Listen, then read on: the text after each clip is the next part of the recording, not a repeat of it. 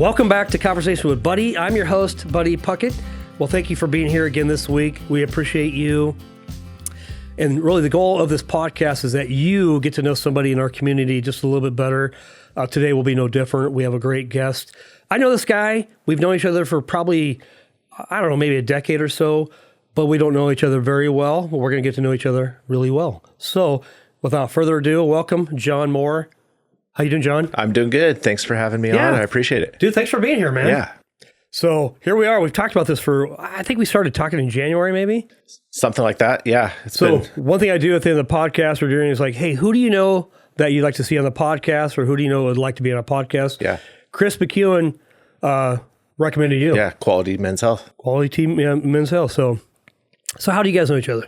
So Chris and I know each other through the chamber, just networking stuff. Yeah. And, he's in the men's health world, and I do a lot of health stuff as well, from a physical therapy standpoint, and just helping, especially his clients get back to, living their best lives possible, helping get them out of pain, or like get them back into the fitness routine after they've gone through some stuff. So that's how Chris and I have connected. And it's been a good friendship. And he's a great guy. I like Chris a lot. He's a really quite the outdoorsman too, if you don't know that. I mean, he's from Eugene, or he's not from there. He lives there currently, but we talked a little bit about Cameron Haynes, who Jordan Hill had on her podcast. Yep. Were you part of that, by the way? I was not. So do you wish you would have been? It's not necessary. Like I'm never like a huge, like, oh my gosh, I get like so wrapped up in the celebrity of stuff, at the end of the day, people are just people. We're just dudes, aren't we? Yeah. And at the end of the day, like, it doesn't matter if it's somebody famous or from the world perspective, or just, Joe Blow off the corner of the street. Like, people are people, and everybody matters. So. People are people, and everybody matters. I'm going to write that down. That's a good one. Well, you're in the physical therapy world. You've been doing that for a long time, and we'll dive deeper into that later in the show. Before we go back to really hear about you, what do you love about men's health? What's important to you about that? Because I know you're an athlete. You've done a lot of things, half marathons, full marathons, Ironman. Yeah. Are you kidding me? Yeah. Just talk about that for a minute. We'll dive more into it later too, but I just want to hear a little bit more about that. Yeah, I mean, from a men's health standpoint, it's really important that guys are taking care of themselves. In this world, men matter. Men have a very important role in our society and just the health of our society. So if guys aren't taking care of themselves, then they can't take care of their families. They can't be, good business owners, employees, spiritual leaders in their families. Everything degrades, and so from my perspective, like, it's really important to have guys taking care of themselves. And so if I can help in any way, shape, or form, in strengthening our community by helping guys out, walking alongside guys going through tough times, that's something that I really am passionate about. Yeah, I mimic that as well. I love that as well. Come alongside guys, and iron sharpens iron, as one man sharpens another man. How does that look to you? What in your day to day, week to week? What's that look like for you to sharpen guys? I mean, you can do it at work, but how else do you do it? I mean, I have a buddy that we get together, once a week, once every other week, and just like dig into each other's lives and, what are the tough things that you're, going through? How's your family doing? How can I be supporting you? And he does the same for me, and just, in our society, guys are like, we're taught to be, don't share your feelings. Everything's good, put on a front. And in reality, like, that gets really tough. It gets really lonely. And I think it leads to, a lot of pride issues that so many of us struggle with. And so being able to come into community, to pull that pride aside and just, lay yourself open and bare, and allow each other to help kind of share each other's burdens. I think that's something that should all be about. So. Right. It's funny. Pride shows up in so many ways. Pride can show up in, hey, life is really great. Look at me. Or pride can show up in a way where a guy is isolating. He's he's living a life that he shouldn't be living, and he knows it, but he doesn't want to share with anybody. Yep. So then there is pride because we don't want to show people our weakness. 100%. But we're all the same. We're human beings, and we have a sin nature, and we struggle, right? So I've noticed that when guys isolate, it's almost never good. Yeah.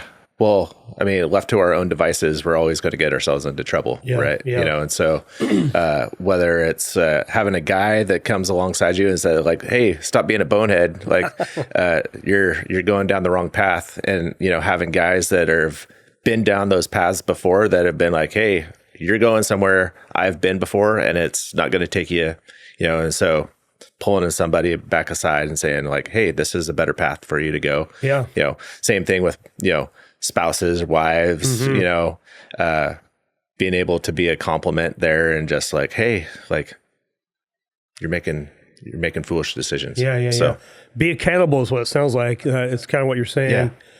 Well, Jon, we're going to dive in deeper. We want to go back to the very beginning. We want to hear about where'd you grow up? I think one thing that really impacts me is, you know, how did your parents impact you? What was life like? Do you have siblings? I have one younger sister. Okay. Yeah. So walk us through that early stage of life. Then we'll get into high school, and then we'll talk about marriage and all the good stuff. Yeah, just talk to us where you grew up at. Yeah. So I was born down in Klamath Falls. Okay. And lived there until I was 12. My dad worked for the fire department down there. My mom worked for the state police. So in 1992, my dad took a job here in Salem with Salem Fire as a fire marshal. And we left in 1992, right after I graduated sixth grade. So made that transition to middle school, you know, which is not an easy time to then move into a new place, new beginnings, lots of life change. Yeah. One thing I had going for me though was I love sports, and so sports allowed me to like make good friends, kind of like instantly, you know, build a little bit of a community, and that was kind of early stages. What school did you go to in middle school? So I went to Judson here in Salem. Back then there was, there was no Crossler Middle School. It was only Judson. Got it. And so everybody funneled through Judson, which then made, you know, high school fun from a competitive rivalry standpoint between the South, Sprague, you know, type of thing. And there was really, you know, some good battles, some really good teams, you know, back in the late 90s through both schools and stuff. So,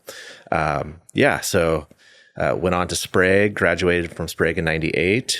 I played a little bit of baseball, really found my passion is racquetball. Really? Okay. And so I really, like, I'd been playing since I was like age 8, you know, something that you can do during the wintertime. And my dad was very much into it. And so it was a way for he and I to, you know, connect and bond. And started playing racquetball, helped form the racquetball team that is at Sprague, that, you know, has won multiple national titles over the years. Seriously?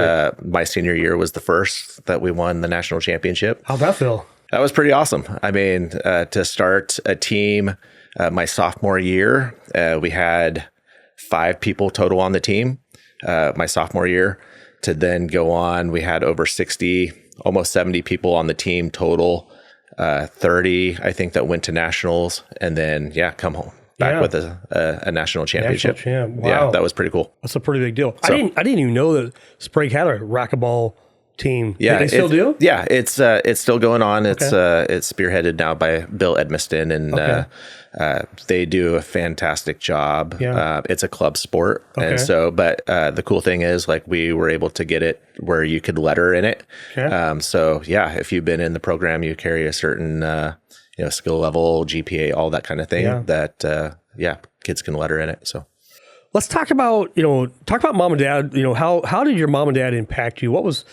Talk to me a little bit about your sister. You said older or younger? Younger sister. Yeah. So you're the firstborn. Yep. Which doesn't shock me. You know, the profession you went into. But talk about mom and dad. What was that like? How did they impact you? Yeah. So, I mean, both very, like, education was very important. My dad again, being in the fire service, just a sense of wanting to help others, put your body on the line, do whatever it takes to help somebody out. My mom worked for the state police, kind of similar. And then when we moved to Salem, she went to work for Corbin University. Yeah. And so, both my parents are just like very ambitious, had high standards for how we conducted ourselves, how we carried ourselves. It was, C's weren't good enough. Okay. Very like, you represent the family. And so, as somebody who was already kind of like, mindset, like just like performance driven, that was easy for me. And I think that was something that like my parents never had to really say, hey, you need to go do your homework. You need to go down and practice. It was just something that I always wanted to do, but they were always very, very supportive that whatever my sister and I wanted to do, they were there to try to make it happen for us. And so talk to me about, it sounds like you're a great kid. Like you obviously you want to please your parents. Yeah. The high standards is sometimes hard to, for a kid to, how that impact you? Was that ever where you rebelled against that? Like, I don't really want to be that high standard, or is that a natural fit where you're like, I'm all in? Yeah, I think, it's a double-edged sword. I mean, it's made me very, very driven and want to achieve a lot of things, whether it's education, doing all these other things, having a successful business, all those things. So it's led to a lot of really good things. On the other hand, I've also found over the last couple of years that maybe some of that has not always been healthy for me. And, has led me to like just try to make myself super busy and never say no to anything. Also just working on like, I'm a people pleaser, never wanting to disappoint people. So, that's been something that I've had to like just come to, grips with also just personally is just like slowing down. It's okay to say no sometimes. And, not always putting on a front of, getting back to that pride type of thing of like, hey, I don't have to be the best all the time. I can allow myself to like show that I'm struggling and some of that. So, both, there's lots of positives, from how I grew up, but, there's some things that I've allowed to like come to a better understanding of how that shaped me also. And I think the older you get, I'm an older guy than you, so I've got a few more years on you. I think the older we get, I just can't. The things I could do in my 20s and 30s, 40s is starting to taper a little bit.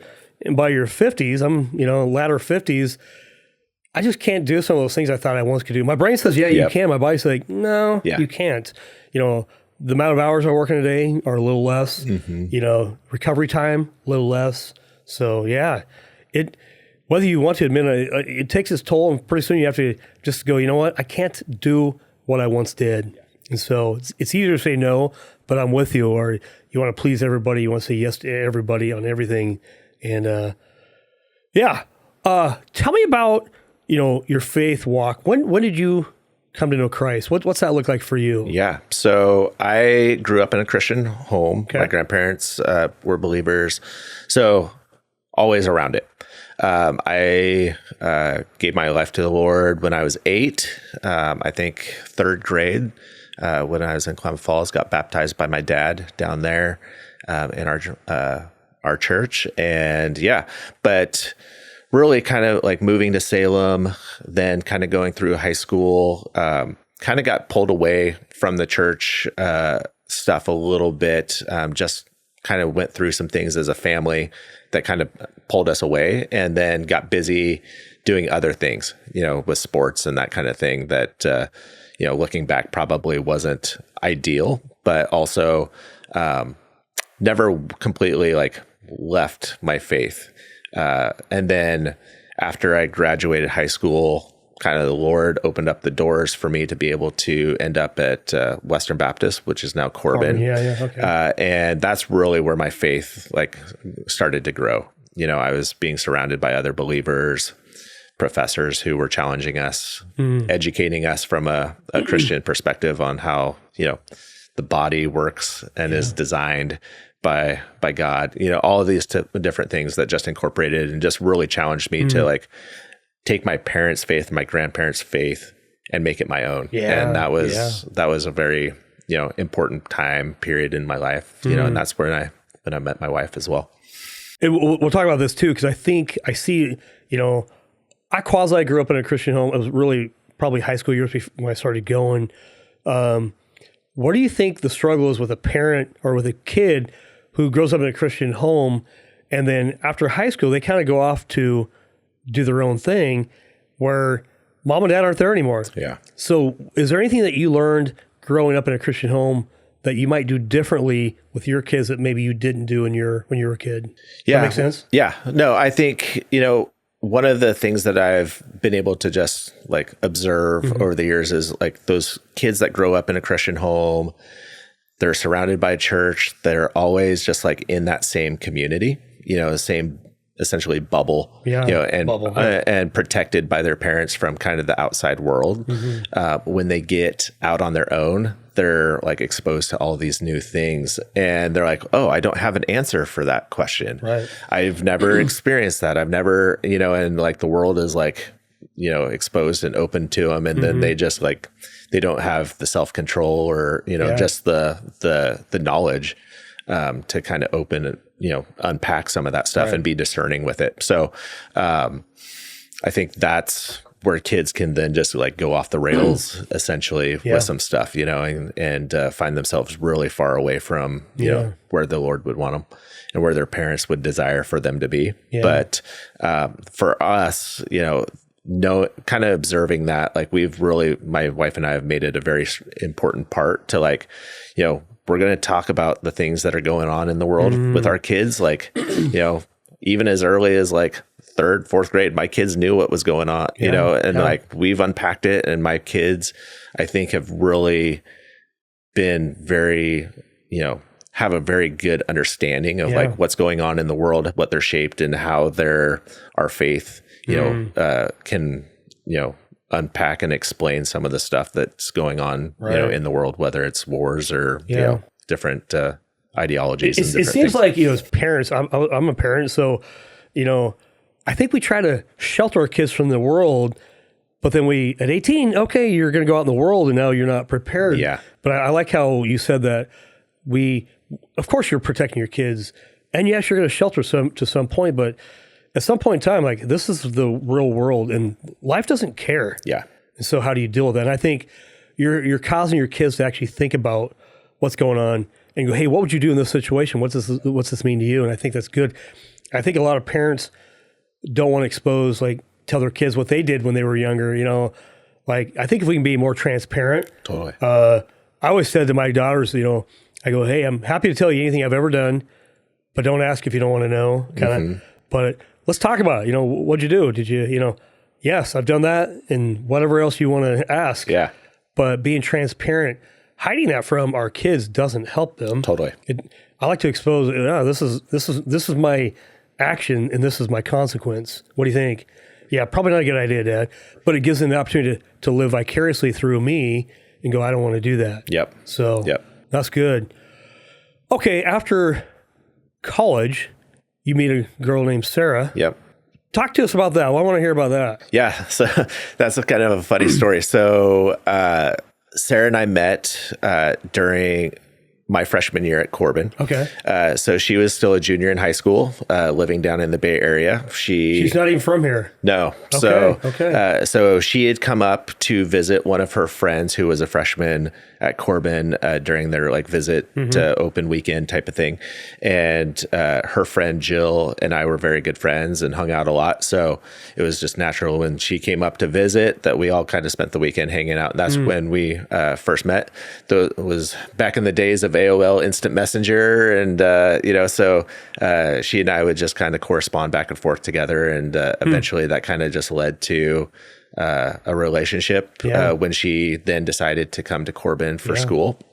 So I'm sure you had nothing to do with that. Yeah, I Yeah, probably not. No. So yeah, we started dating, kind of did the long distance relationship type of thing for 2 years while she finished high school, and I would go down, to California a couple times a year type of thing just to hang out and visit. And her parents, I still don't quite understand why they let this college kid from Oregon come down to sleep on the couch in their house with their high school daughter, because my daughter is like, there's no way you would let that happened with me. And I was like, absolutely no not. Way, but still to this day, they're like, yeah, we trusted you guys, it was no big deal.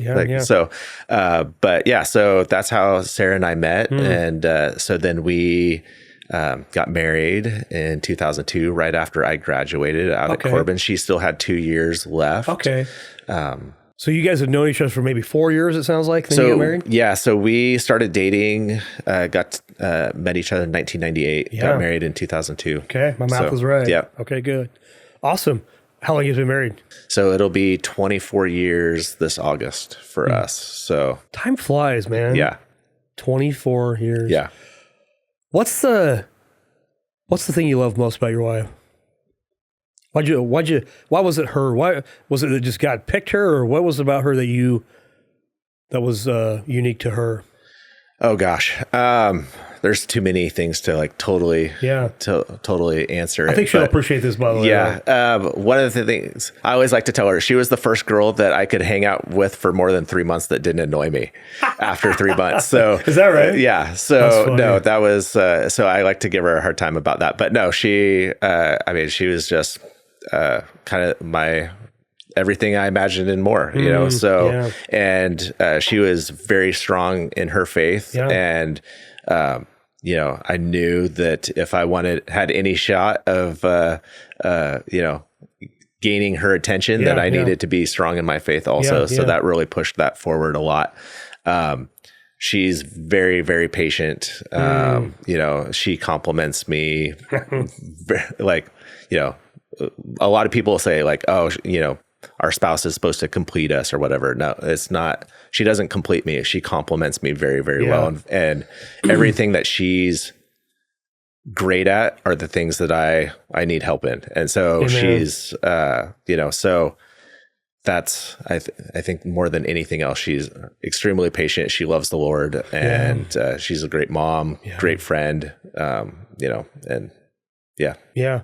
And does she support you in your business right now? Yeah. So we've been in it together from the very start. Very beginning. So yeah. So it's a family business. 100%. Cool. Love that. Where'd you guys get married at? Right here in Salem? No. So she's from the Bay Area, Petaluma, California. So you and Reed Saunders are from Petaluma. So actually, go Reed. Yeah. So Sarah and Reed actually served in like the food kitchens and stuff in Petaluma, like side by side. What's the dumb joke that Reed always says? You can't Petaluma, but you can Petaluma. Yeah. That's the one. That's it. That's the one. Go Reed. Love that dude. Yeah. All right. That's funny that they knew each other in high school. So. Well, and Reed went to Corbin as well. Yeah. So it was actually. That's really Reed's cousin, Jill, is the one that introduced my wife. No and I. kidding. Yeah. So. All right. Yep. There you have it, man. Yeah. All right. So you get married. Talk to us. Life, kids, what's that look like? Gosh. So we got married 2002. She graduated 2004 from Corbin. Mm-hmm. We moved to Fresno, California, where I went to PT school. We were down there for 3 years before moving back to Salem in 2007. Our daughter was born in 2010. So at that point, I was working out in Staten. She's worked from home. She does accounting for a CPA firm down in Fresno. And she's continues to work for them today. How cool is that? Yeah, it's she was working from home before it was cool to work from home. It's cool to work from home, man. That's awesome. So it's been super blessed for us. So we've been able to have her work from home. The kids have been able to be in the house the entire time. Yeah. We've had kids from Corbin over the years come be nannies for us to allow us to, have the kids at home, not daycare and that kind of thing, while Sarah worked. And yeah, it's been super cool. And then, 2021, we decided to open a business together. There you go. Talk to how many kids you had? We got 2. You have 2 kids. Yeah. Ages are? Mila is 15. She'll be 16 next month. Okay. And then my son Maddox turned 12 in December. Mila and Maddox. Yep. Very cool. Eminem. Yep. Okay. Sports? They do sports or anything or music? Yeah. So Mila was more kind of our arts and crafts, Yeah. like artistic kid. So she started with ballet. She did ballet for a number of years, earned her point shoes, all that kind of stuff. Did guitar lessons, piano lessons, all of those types of things. And then once she got into middle school, she decided I wanted to be done with the ballet stuff. My feet hurt from these point shoes. I'm tired of, 7 classes a week type of thing and all this kind of stuff. So she took up softball at that point. She was on the varsity softball team as a freshman last year at Salem Academy. She's playing again this year. And then my son Maddox is just like, he goes from one season to the next. So we roll from basketball season into baseball season, just got started, and then that'll go until late July, and then he'll pick up football in August, and that'll take us right into.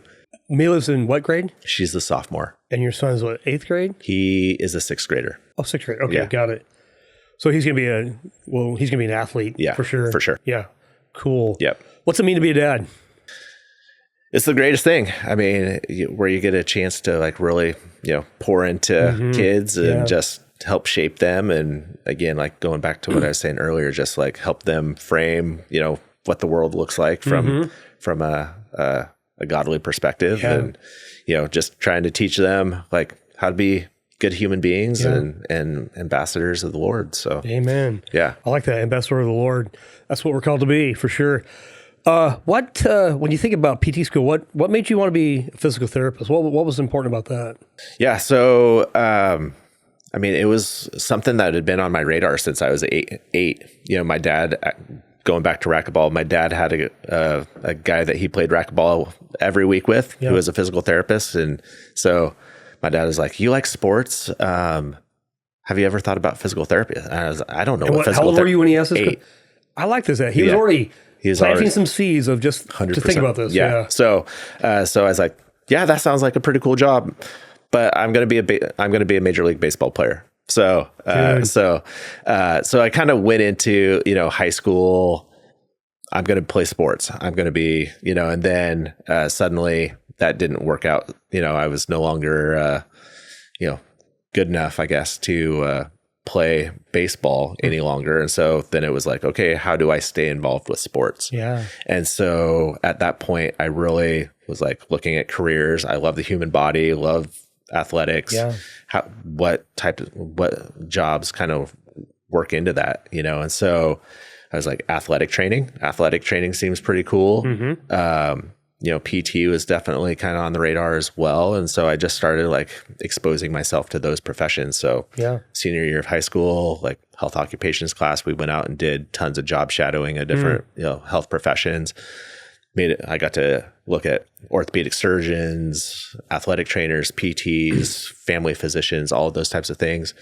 Really settled, kept coming back to athletic training, physical therapy. Yeah. So made my way to Corbin, then started volunteering in the athletic training room there, got a taste of what athletic training was really all about.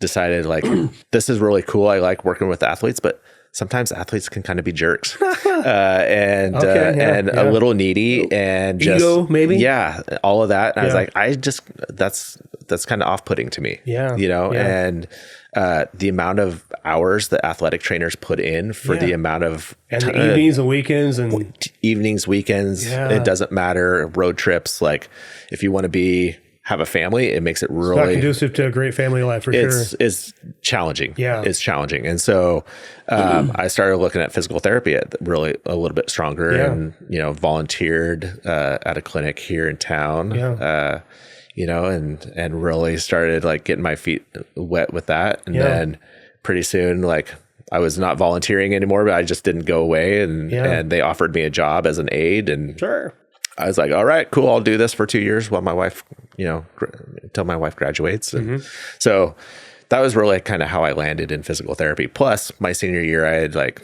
really tore up my ankle pretty bad. So I had to experience physical therapy for myself. And so again, I took that opportunity to say, okay, like I have to be here. What else, while I'm strengthening my ankle, what else can I get out of this? So I had a great therapist that I was like, what's great about this job? Yeah. What do you hate about it? What do you love? How much do you make? Right. Like all the questions, you know, and he was fantastic to answer all of them and like really kind of give me like a in-depth, you know, behind the scenes, you know, look into it. And I was like, this is awesome. This is what I want. So I love it. It's funny. Your dad planted the seed all the way back when you were 8th grade. Yeah. Not that he required or expected you to do it, but it never went away. Yeah. Apparently. How do you, you know, I look at chiropractic and PT. They're two different things. How do you explain the difference between those two? Yeah. So, a few different philosophies on how things look. I always tell people when they ask me this question, I was like, you know, honestly, there's really not that much difference. Physical therapists are trained to do all the manipulations and everything. Who we do them on is sometimes different. Like we have a little bit different philosophy on who and when and where and, you know, how much manipulation should be done, but we can do it. There's great physical therapists out there. There's terrible physical therapists out there. Sure. There's great chiros out there. There's terrible chiros out there. The difference when you really look at it, a great chiro and a great PT look almost identical. Interesting. When you walk into a chiropractic office, you should see people doing exercise and not just getting hands-on stuff. If you walk into a physical therapist office, you should see that person not just doing exercise, they should be getting hands-on stuff. There should be a blend of the two. If you walk into one of those offices and you see only chiropractors only doing manipulations, snap, crack, pop, you're out the door on your way. Yeah. Or if you go into a PT place and they're never putting their hands on you, like those are places that probably people should stay away from. Got it. So when it comes to great chiros, great PTs, there's a lot of overlap, honestly. Makes sense. Yeah. Okay. Yeah. That's probably one of the best explanations I've ever heard. Yeah. So, well, cool.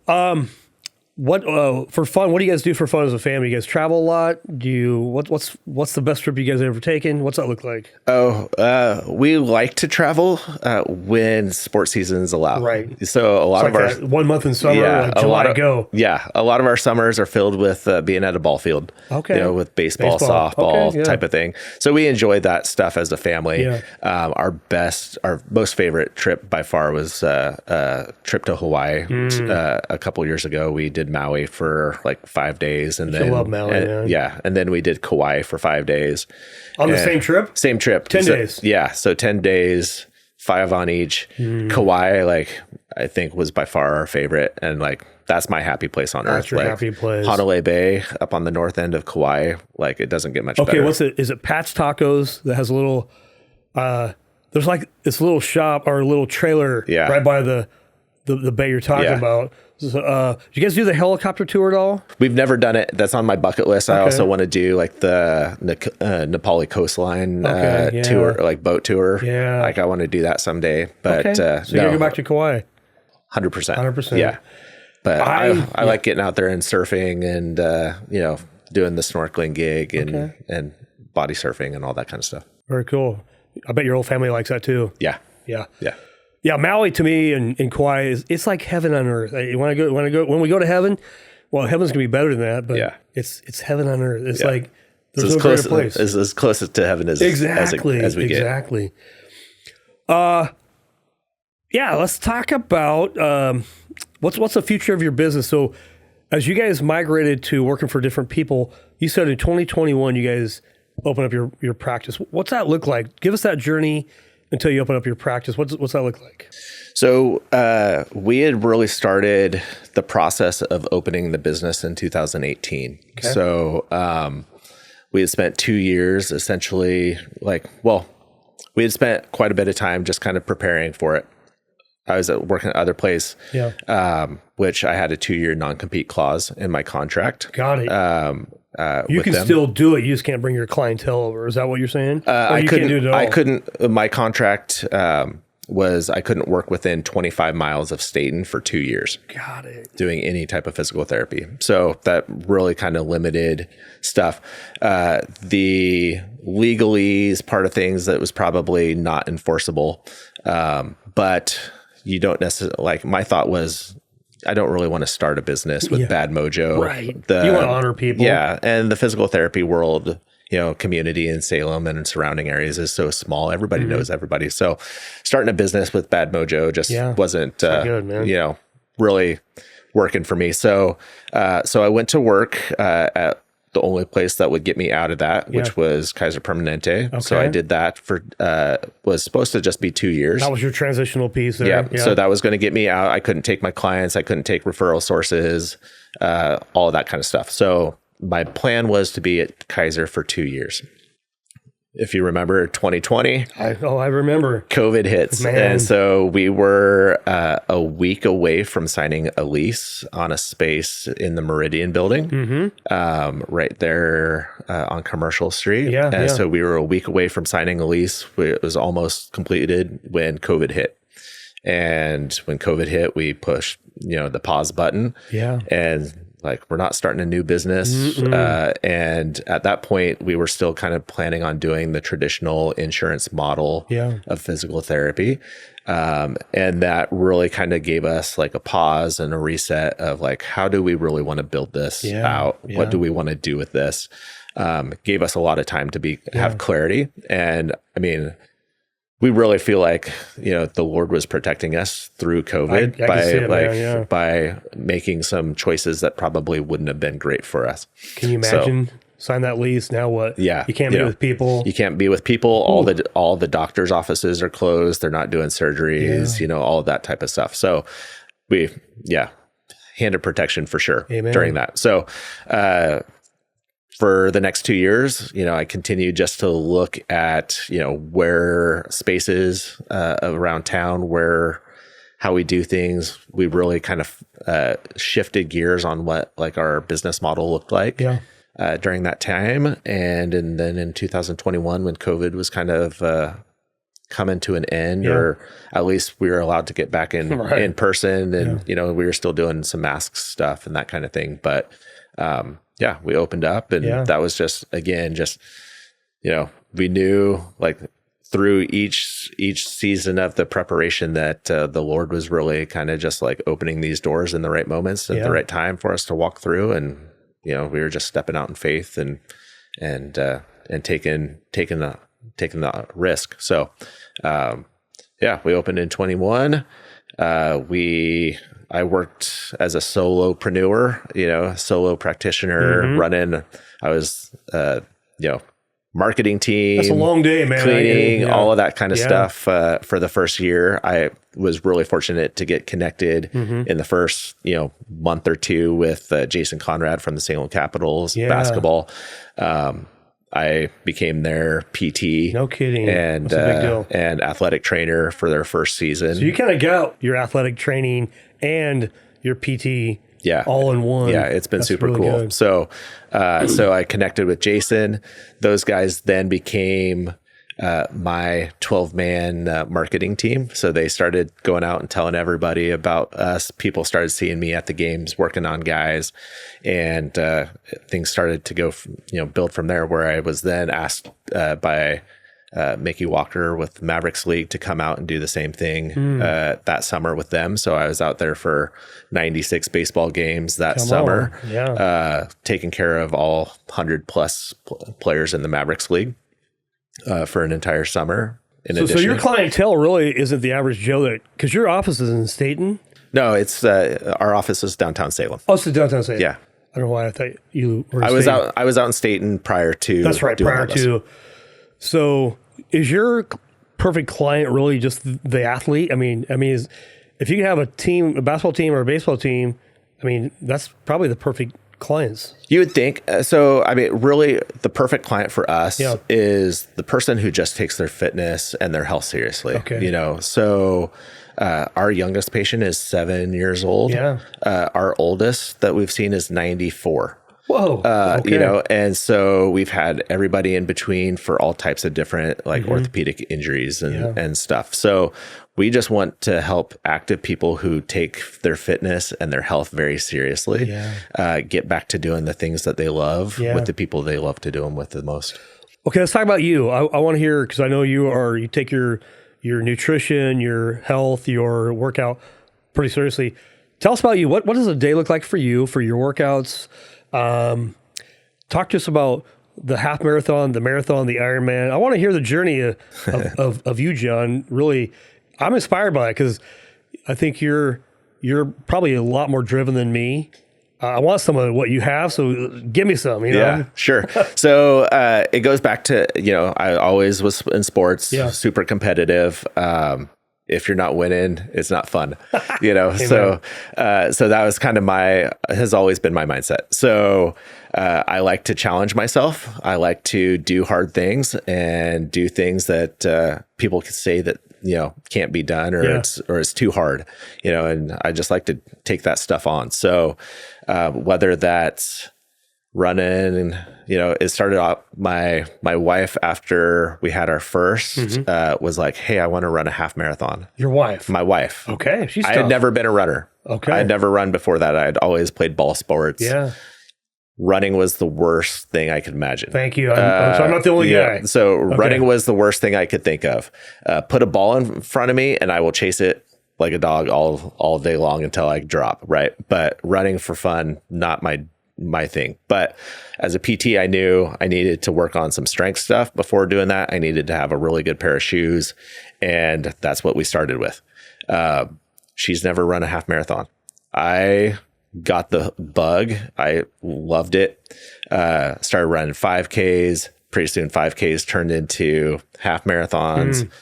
Then pretty soon I was like, okay, I've done a couple half marathons. What's next? Full marathon? Okay, sure, I'll do that. And did the Eugene Marathon in 2018. Next thing was like, okay, what's next? Open a business. That sounds pretty challenging. Let's do that. Okay, I've done that. We're being pretty successful.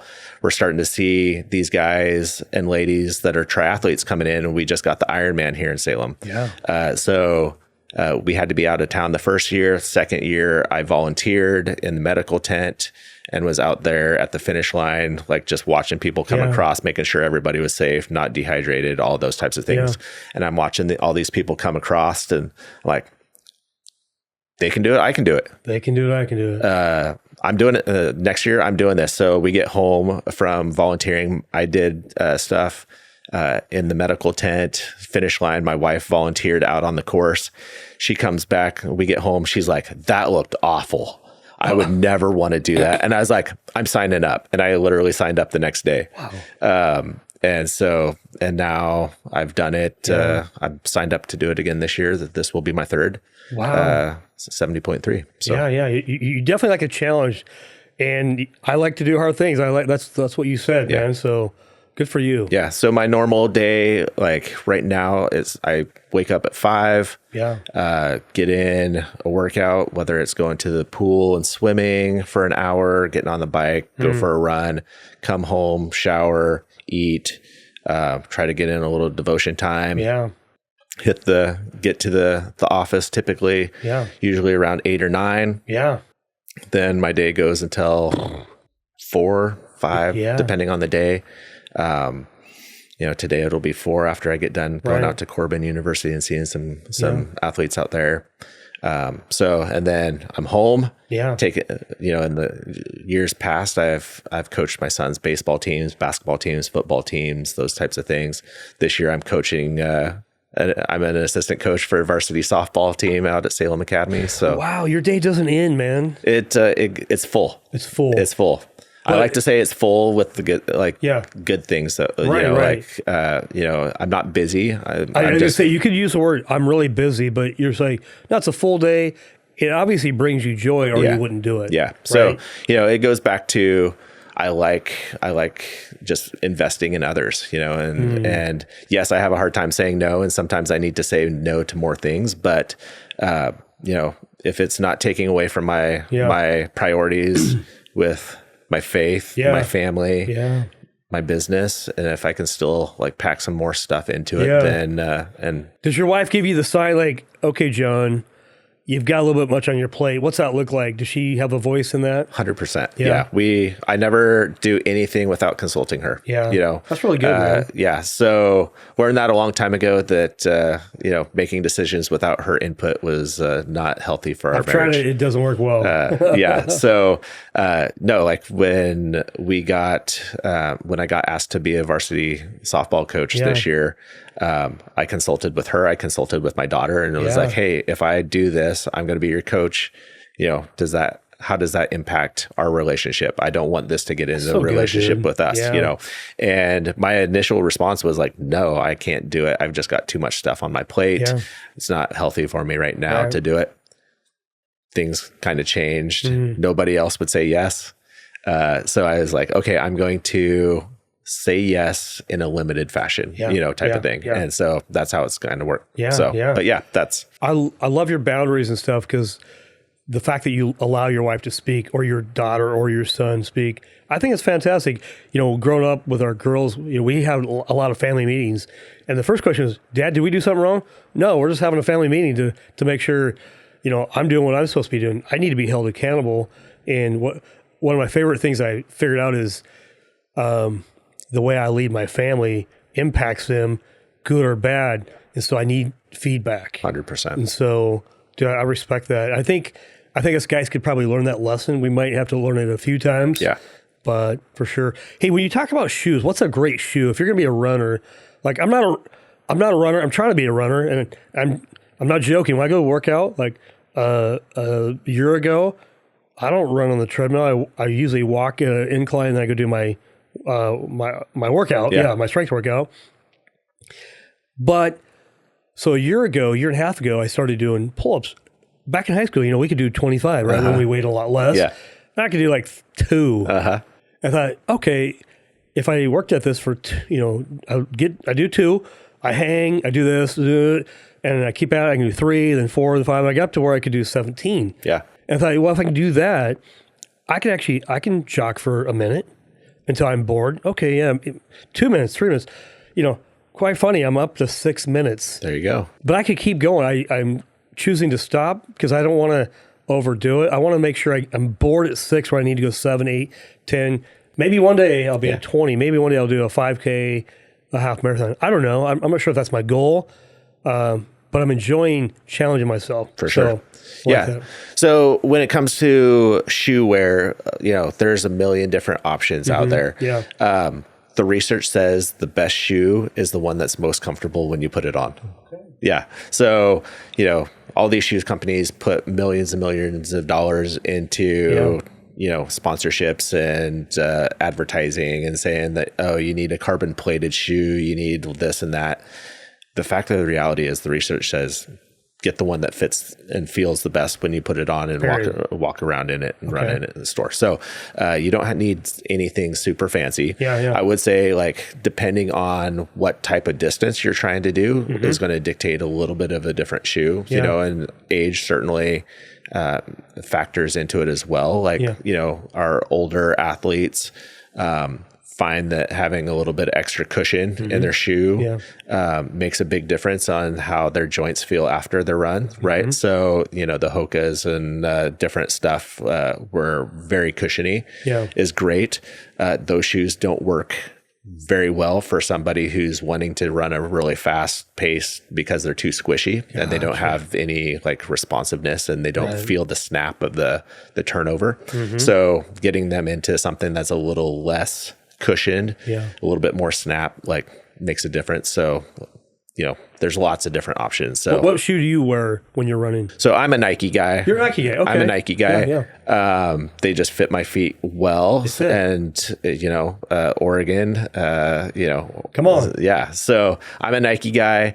Part of that is, like, we have the Nike employee store close and I can sometimes get myself for a pass into that by doing some of these different events and stuff. So, I usually will load up, but, I think Hoka, Mizuno, New Balance, Brooks, like, all of them have really quality shoes. Okay. I always tell my patients, like, if you're not a Nike person, that's cool. go down to Gallagher's, Yep. you know, and They'll hook you up, man, they for sure. are, John and Susan and their team are absolutely fantastic. Top notch, yeah. You know, and the nice thing is they're like right across the street, you know, like essentially right across the parking lot from our clinic. No kidding. How So convenient. it's super convenient. I can just walk over. I know what type of shoe they need. So like, you know, they need something that's a neutral shoe, a stability shoe, Yeah. minimalist. Like we can go over there and then I can say, hey, Susan, Buddy needs a stability shoe. Yeah. He's getting ready. He's getting into running. What do you have? And she'll pull out 5 different options that fit that criteria. And then you pick the one that works best for you. I like it. I've gone through Gallagher's and I like them a lot. Yeah. So for sure. Well, as you grow your practice, what does it look like? I mean, in 10 years, 20 years, have you kind of done the reverse engineering from 20 years out to see what it looks like? What does that look like? Yeah. I haven't gotten out 20 years, really I've done the 5-year plan. Okay, You know, perfect. I kind of think in a little bit smaller chunks sometimes, but right now so we have one other therapist that works with me. Both he and I are pretty much completely full, you know, or are close to being full capacity. Yeah. So we're going to be looking to bring on another therapist here in the next 2 to 3 months. Got it. And then the goal is then going to be bring on one new therapist every year, kind of going forward for the next couple of years. How cool. You know, so Okay, so 5 years out, you have maybe 4 or 5 different 4 or 5 therapists. Yeah. The location that we're in right now, probably we're going to outgrow it probably next year. Yeah. You know, so then that looks at like, do we need to go to a different location? Yeah. Open up a second location, those types of things. So we'll. I was gonna say, rather than shut that one down, maybe open up one in Kaiser. So we'll look at. My preference would be like satellite clinics, you know, from kind of our main hub, and run some satellites out of like different places. Yeah. So that's definitely man. So that's kind of my mindset right now is we're in a growth phase, building stage. Yeah. You know, because ultimately, my passion, my goal is to get to a point where I'm only seeing, you know, 5 to 10 people a week. Yeah. But then I'm investing my experience, my knowledge, my expertise into my staff. Yeah. You know, because right now I can see 5 people a day, 10, 20 people a week. But if I have 5 therapists that are seeing 30 people a week that I've invested into, now I have the opportunity to really have an impact on 150 people a week. I like the math. And, you know, so that's kind of my mindset. Plus that gives me opportunity to continue to work on my business. Yeah, It also gives me a ton of opportunity to pull away and be even more intentional with my time with my family, because like I said, my daughter's a sophomore this year. She's going off to college in 2 years. Yeah. You know, you start doing the math and you go, oh, I've got, you know, I have 3 more proms. I've got 4 more summer, you know, 2 more summers, you know, all these types of things. And you start doing the math and you're like, oh, if I miss out on these, I'm never going to get the opportunity back. So I want to make the most out of the opportunities. Yeah. So. Yeah, being intentional with our time. I mean, when you're growing a business, I mean, and by the way, you're either growing or you're dying. Yeah. It's hard to keep focus on, family too, and your wife and your kids and what they're doing. And so a lot of guys make excuses for, well, I'm really busy at work. Yeah. Yeah. But how do you stay intentional? That's the big question. But well, dude, this is good. How do you, what's your ministry look like when you, I know you meet with a guy once a week, but how are you involved in ministry? What's that look like? Yeah. So, I mean, I truly believe our business is our ministry. Okay. Yeah. So, my business, I mean, I've had this conversation with others, but my view of my business is it's not really John's business. It's not Sarah's business. This is the Lord's business that we get the opportunity to serve him through, you know? And so what that looks like is just caring for people the way that they deserve, you know, and if they're walking through hard times, coming alongside them, you know, I certainly respect that not every person that walks through our doors is a believer or a Christian, you know, but that doesn't change the fact that they deserve to be treated and see his love through me, you know? And so if I can start to open a door by just the way that I treat somebody, opens conversations, Yeah. you know, that's what it's about for me. So, you know, going back to my faith, like, you know, Christ had an opportunity to speak to people, their mental health, their spiritual health through first touching and healing their physical bodies. Yeah. You know, and so this opportunity where people come to us with stuff going on with their body opens up opportunities to sometimes have conversations with deeper levels of like, how are you doing like in life overall? You know, and That's a deeper question. Yeah. Yeah. You know, and so, your physical, your knee hurts and now it's stopping you from running. But what does running do for you? Oh, running stops you from having the opportunity to go out and have your social time or like work on your mental health and all of these other things. So like, that's the thing that like, we got to fix that so we can get you back to having good health time, you know, with the friends, family, yourself, all that kind of stuff. So yeah, that's our business. I think right now is our mission field. Secondly, you know, my kids are my mission field also, you know, and so I'm super happy. My daughter is leaving, you know, on spring break next week. She's going to Dominican Republic for a week. Yeah. Mission trip. Yep. So, you know, just to see her living out, you know, her faith and going and serving, that's awesome. And, you know, I'm sure my son will be there along in not too many years also. It's funny when our girls were in high school early, the one challenge I gave them, girls, I want you to consider praying about going to Haiti with our Salem High Church. And I really want you to see what a third world country looks like. I want you to really appreciate what you have here. We're Americans, man. We don't get it. And so I can remember the first time we shipped them off, they were probably freshmen and maybe a junior. And my wife's like, what have we done? You know, I mean, people die in Haiti, but well, hey, if we trust God and God's in control, then what's there to worry about? Yep. I think they went 2 or 3 times. Yeah. And they've done lots of mission trips, but I think your kids will come back, change people. For sure. Your daughter. So, Yep. Hey, what's your favorite Bible verse? You have one? Oh gosh. Trick question. Yeah. I can do all things through Christ who strengthens me. Amen. You know? Amen. I think, you know, that one, I mean, that's Philippians 4:13, huh? 4:13. Yeah. So, you know, also, you know, finish the race strong, you know. Yeah. You know, Paul. you're not. Yep. So there's lots that come to mind. I'm not like I've never been like, I can quote it. I know where it is. I know where it's, you know, it comes to my mind, but I'm not like the I can just like pull out the exact spot and verse. But I know it's there. It's the word of God. It's funny. My dad, hey, Dad, what's, I don't know, Romans 12:1 say? I don't know. And then I can start the verse and he can finish it because as a kid growing up, so it's funny. It doesn't matter. God doesn't care if you, if you know the right reference, but do we rightly divide the word of God? Yep. So that's really good. Well, Jon, so the physical therapy project, that's your new business. That's what started in 2021. Yep. How'd you come up with that name?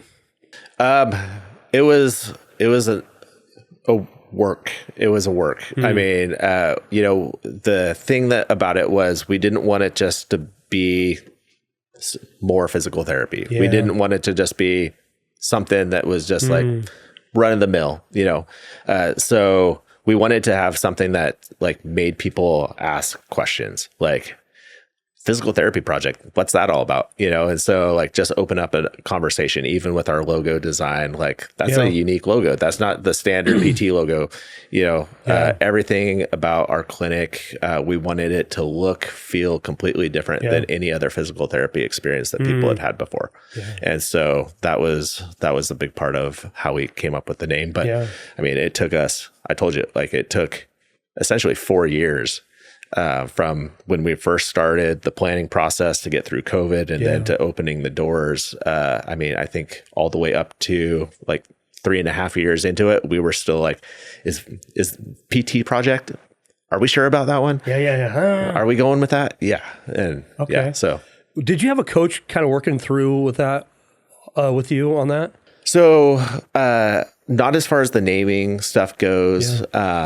but that we kind of came up with that on our own. But I've definitely like invested a lot of time and energy into mentorship. That was one of the big things that has been instrumental in the growth of and the success of our business is reaching out. So I'm a part of a group that has over 250 PT practices across the country, that, iron sharpens iron, people that have gone through and done our business model and been successful with it, learn from their successes, learn from their failures.